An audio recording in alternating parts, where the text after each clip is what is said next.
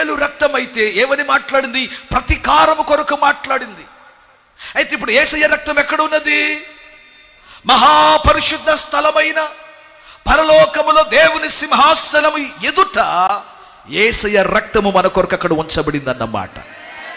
ఆ రక్తం ఏమని మాట్లాడుతుంది? మాట్లాడాలి. ఆ రక్తం ఏమని మాట్లాడుతుంది? ఎంత ఘోర పాపులనైనను అయ్యా ఒక్కసారి ఈ రక్తమును చూసి నేను బలిగా మారాను కాబట్టి వారిని క్షమించవా అని మాట్లాడుతుంది. దేవుని స్తోత్రం చెప్పాలి గట్టిగా, హల్లెలూయా.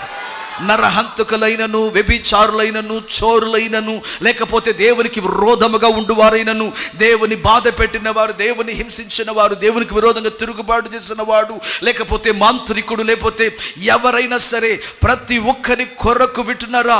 యేసుని రక్తము తండ్రి ఎదుట నిత్యము మొర్ర పెడుతుంది ప్రియులారా. ఏడాదికి ఒకసారి ప్రధాన యాజకుడు రక్తాన్ని తీసుకుని వెళ్ళేవాడు మహాపరిశుద్ధ స్థలములోనికి.